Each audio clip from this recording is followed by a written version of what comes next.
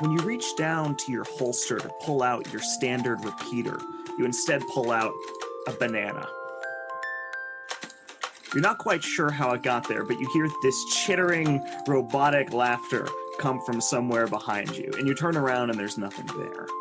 Investigating a little bit closely, you come up to a cabinet and open it up. About a dozen inch-tall little robots that look like they're made out of scrap and other random material fall out making this chittering noise. And they're carrying your repeater blaster, and they run into the other room. Following in hot pursuit, you get smacked in the head with a pail of water that's been hung on a string and knocked to the floor.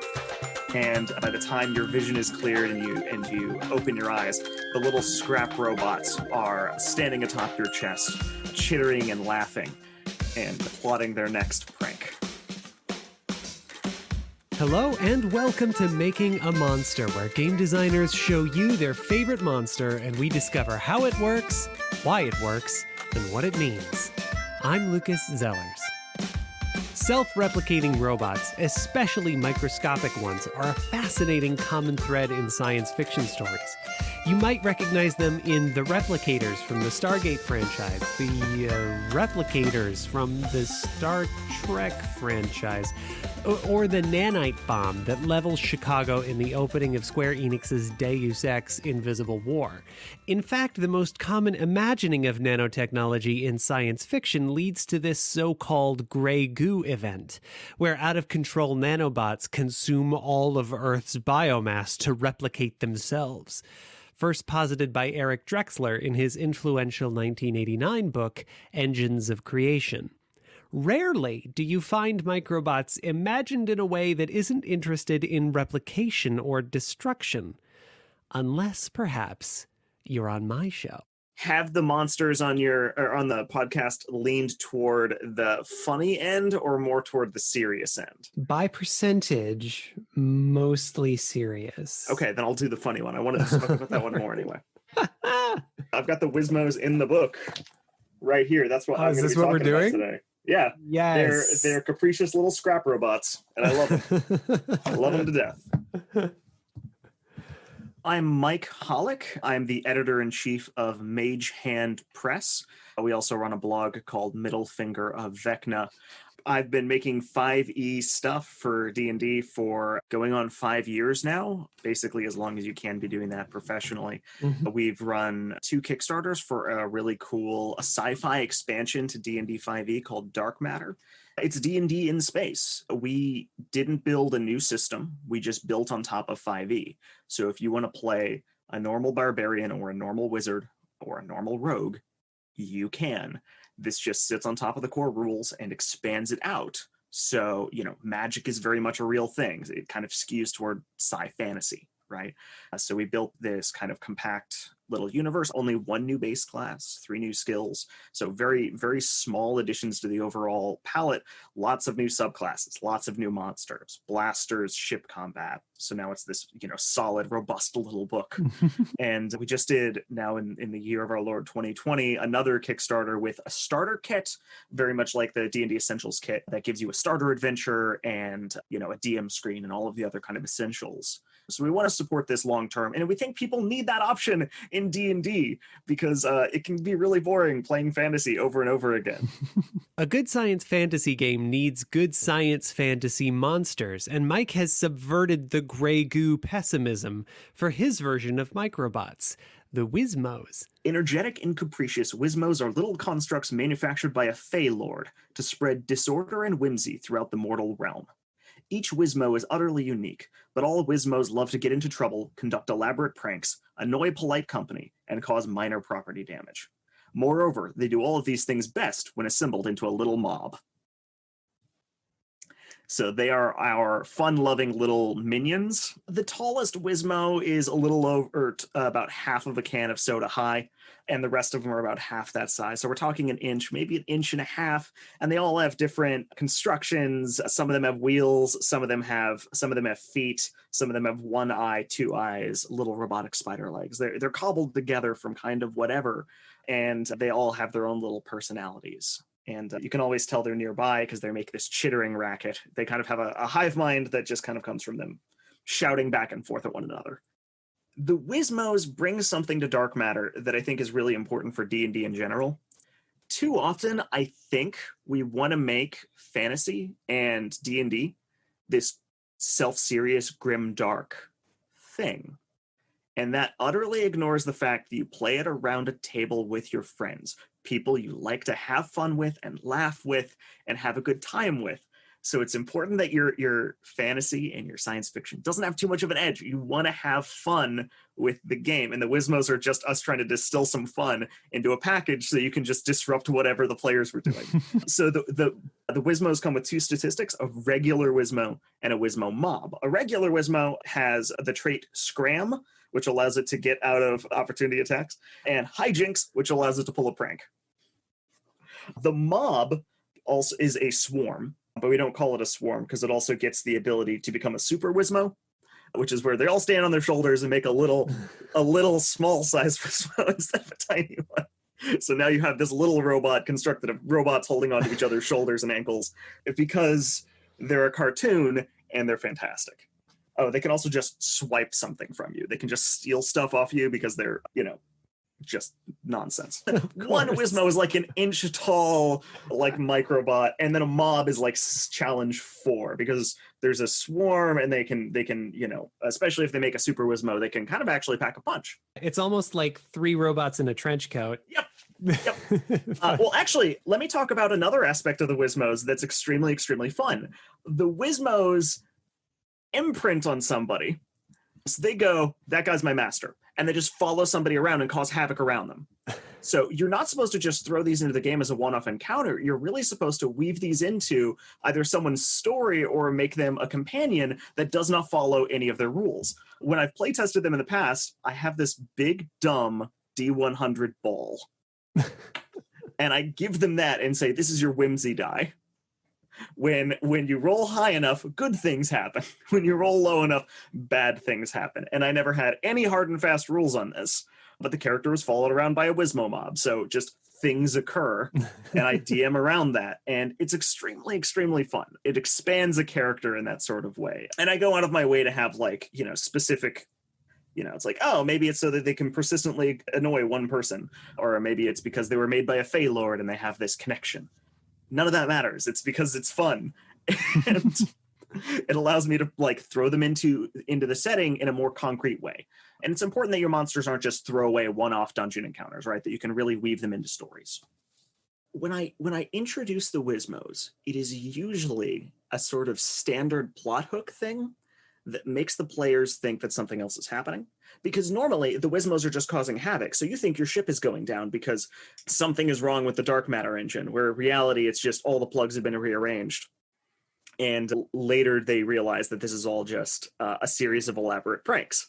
And then the Wismos will latch onto one player. Normally I try to make it the wackiest player around so that we can kind of expand that out and make them more of an element of the game, an element of that one player's personality. Maybe they attach to the most serious player at the table, and it kind of acts as a familiar or a minion, but one that's more under my control or more under the control of total randomness, which really, really, really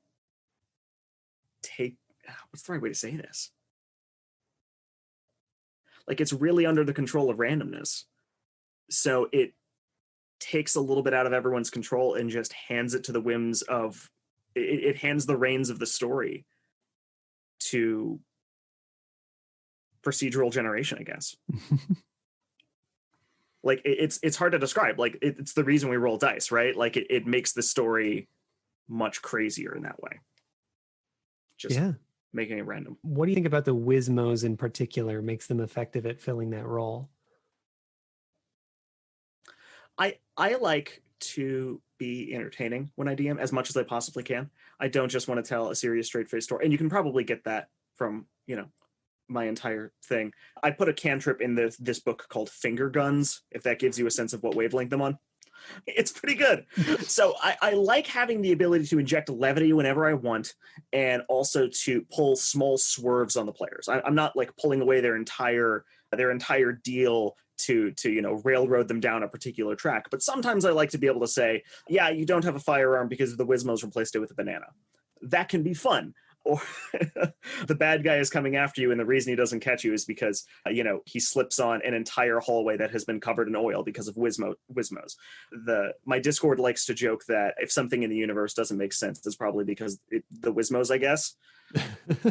Okay. It gives you a really good, it gives you a lot of fuzzy room as a DM to play with stuff and to just have fun with that, and to not have everything be deep lore and factions and serious NPCs with motivations. Yeah. Why do you think players enjoy that in the game? It goes back to why we play D&D, right? We want to hang out and have fun. And if you've got somebody at the table who is, going to be constantly cracking jokes, they're like that sort of person, right? It makes sense to bring elements into the game that magnify that. If you've got a character that is very serious and very plotting, like they play their character like a strategist, it makes sense to give them, allies, cohorts that they can command around. Games are good at magnifying what we bring to them. Role-playing games have a real magic for that. So this is an element that we've put in the game to magnify levity. And, every element we put into the game, players, monsters, whatever, they all work together for this tapestry that kind of multiplies what we put in. I think that's the fun of role-playing games and the fun of board games as well, right? You're putting in work to make fun, and it's what you put in that comes out. So some of these elements are just like, oh, this does one specific thing, but it does it really, really well. And that's important. It's important to recognize that you need all of those elements. You can't just have an entire setting that's boring. You can't have an entire setting that's comedic. You need all of those elements to make something that's really special. We've talked about them being a sort of embodiment of chaos, a tool for levity, lighthearted. There's no malice there, but they're not necessarily helpful. What does that tell us about the world we live in? The Wismos are most definitely a reflection of things just being chaotic sometimes. I think in the year 2020, I don't have to elaborate on that. Not to date your show too much, but yeah, when things aren't under your control, like, people have created fey creatures and boogeymen and actual folklore to explain when things are just wild, and they don't correspond to the way things go usually day to day. So the Wismos are really, really this tacit endorsement that things just happen in the background and you don't have control over specific elements of your world. Like certain things might just act up and always be chaotic, and you might always have to tend to them, or they'll just sweep in every couple of days and do something. And whether that is a storm or one person you work with that isn't predictable at all, or a wolf coming in and stealing a sheep. I guess the Wismos are an endorsement that chaos is like a fundamental part of dealing with life. I guess they're also a way of integrating that in a way that is palatable. Because if you just go, this is a chaos beast and it causes bad things, then it's something to be defeated, it's something to be conquered, but it's not something to live with. And you don't conquer chaos. You don't conquer unpredictability. You live with it and you try to find comedy and levity in it because it's just part of the human condition. So there's a reason we find, impish pranksters in our histories and in our legends. It's because we try to find those things funny rather than fundamentally harmful. Loki in, Norse mythology is a prankster and a villain in most cases, but we find something charming about that. We find something fun about that. We don't look at him and go, he is the arch enemy of all the Norse gods, because in the lore, he's actively working against them almost all the time. He's a prankster. We think that's funny. We dig that. There's some part of humanity that wants to go, yeah, we can live with chaos. It's kind of funny. We'll joke about it. All right. We're getting deep into philosophy. I don't know how much this will take. I think that's about the bottom. But that's why I'm doing the show, is because each monster gives us a handle to put on all of that baggage and a way to carry it around. I've discovered since I started that there's a whole field of literary analysis based on monster studies. which, by the way, makes me feel incredibly underqualified to be doing this. Oh, and D&D specifically has hijacked that entire field. It has taken so many monsters that have ingrained histories, like the kobold, a sprite of Germanic folklore, is now a dog dragon because Gygax said so. and now it's changed forever. That's like the dominant understanding of what a kobold is, and you'll never like regain that in the world. But it's a way of, I mean, it's the way things are, and humans like to take these things and adapt them and change them throughout time. This is going to be a really great podcast. I can't wait to listen through all of it. Thanks. Yeah, it's a microcosm of oral history that we're getting to actively participate in and see develop at this lightning speed. My guest is Mike Hollick, editor-in-chief of Mage Hand Press, his monster, the Wismos. If you want to play D&D in space, here's how. You can get Dark Matter and the Wismos inside that book at magehandpress.com. And we just finished our Kickstarter, but you should be able to find a link to pledge late or just download the PDF. The book is out there. You can play it right now, right away. Regular listeners to the show will know my guests often offer free downloads for the Making a Monster audience, and this week's bonus content may be the most fun I've shared yet. I have a one-page RPG called Wismo Havoc. Because we love the Wismos so much, we made a random one-page RPG, which I haven't actually played tested yet. But it's like, you know, these have such a clear mechanical thrust that we went and made a one-page RPG about rolling as many dice as you possibly can. You're all playing a Wismo, and you're trying to work together to create enough shenanigans to save the ship from a threat, real or imagined. You can get Wismo Havoc on the show's website at scintilla.studio/monster. That's scintilla.studio/monster. All you have to do is trust me with your email address. I won't crowd your inbox, but you will get access to this and other subscriber incentives from Making a Monster guests.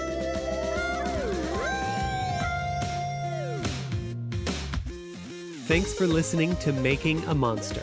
If you like what you've heard and you want to support the show, please share it with the people you play games with.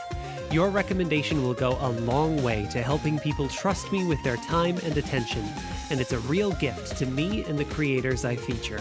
The music you're hearing in this episode is called Star Machine 2000 by Wintergotten. Bandleader Martin Mullen is designing, engineering, and manufacturing a machine to play music with marbles from scratch. It's an inspiring journey of creativity and perseverance in the age of social media, so check it out on YouTube or at wintergotten.net. Martin released a pay-what-you-want license for his music because he believes music is for everyone, and it's how I'm able to use this track, this perfect track, for the show. If you want to help this podcast continue its complex study of truth and the way we tell it, and do things like pay what I actually want to pay for licensed music, you can support me on Patreon and get some pretty cool perks along the way. Next week's episode is already available to patrons at the $1 a month tier. I call them goblins. Next time on Making a Monster. Okay, go for it. Devotee appear elven due to their slight build, but the resemblance ends there. They have snow-white skin, thick black hair that is rather difficult to cut, and solid blue eyes that seem to lack irises or pupils. Their noses are almost non-existent, having only a pair of small slitted nostrils that protrude slightly from the face. Their shapely and graceful hands have but 3 fingers and a thumb. Yep. It's pretty wild, huh?